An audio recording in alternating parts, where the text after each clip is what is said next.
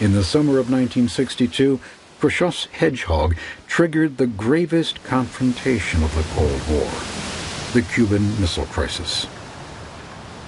Soviet ships crossed the Atlantic bound for Cuba.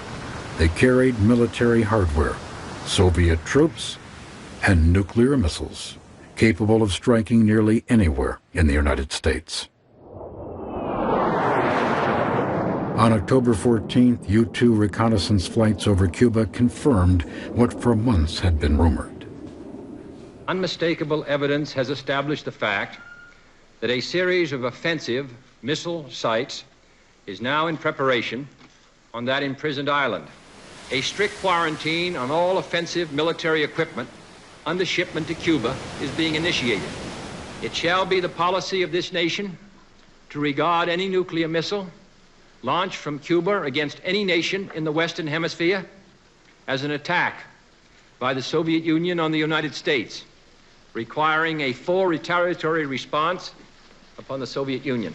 Found to contain cargoes of offensive weapons be turned back. For Americans, the idea of going to war with the Soviet Union was terrifying, but having nuclear missiles stationed permanently in Cuba was unthinkable. I'd hate like heck to see us go to war, but if it's necessary to prevent a nuclear war, I think the action has to be taken at this time. Well, I think it's high time we stopped Russia from having things our own way. I know that some action should be taken, but he's going to have to tread very lightly, short of war. At the United Nations, U.S. Ambassador Adlai Stevenson confronted his Soviet counterpart. All right, sir. Let me ask you one simple question. Do you, Ambassador Zorin, deny that the USSR has placed and is placing medium and intermediate range missiles and sites in Cuba? Yes or no? Don't wait for the translation. Yes or no?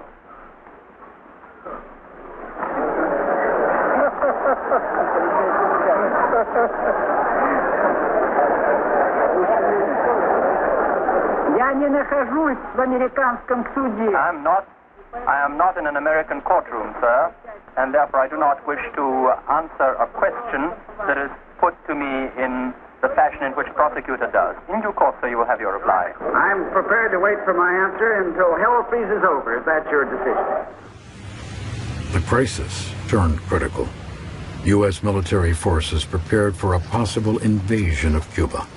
It was the greatest emergency troop mobilization since World War II. For the first time in its history, the nation's nuclear army, the Strategic Air Command, or SAC, moved to Defense Condition 2.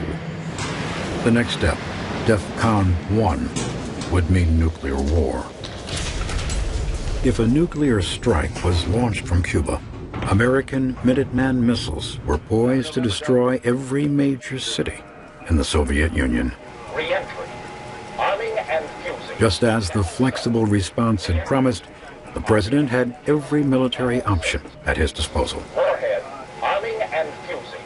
Channel 7. As tension mounted, the first opening in the crisis came from Khrushchev. On October 26th, he cabled the president. Mr. Kennedy, you and I are like two men pulling on a rope with a knot in the middle. The harder we pull, the tighter the knot, until even he who tied it will not have the strength to untie it. Let us relax forces, take measures to untie that knot. We are ready for this. As the two leaders fumbled to untie the knot, events they had unleashed threatened to overwhelm them. Castro pleaded with Khrushchev to launch a preemptive nuclear strike should the U.S. mount an invasion. In Washington, Kennedy was pressed to attack Cuba. Air Force General Curtis LeMay insisted American military forces should surround the island and, if need be, fry it. While the world edged closer to the nuclear abyss, Bobby Kennedy met secretly with the Soviet ambassador in Washington to seek a negotiated settlement. In the end, diplomacy prevailed. On October 28th, a message was broadcast from Moscow. Khrushchev had agreed to remove the missiles. The world breathed a sigh of relief. The following is the text of President Kennedy's statement of noon.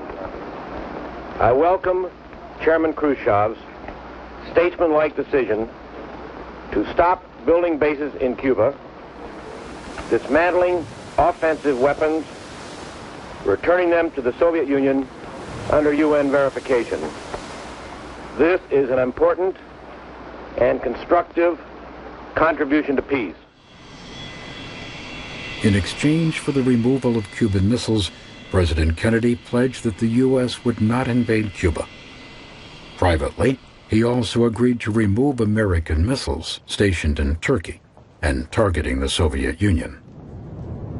The missile crisis caused the president to reconsider his assumption that a nuclear war was winnable.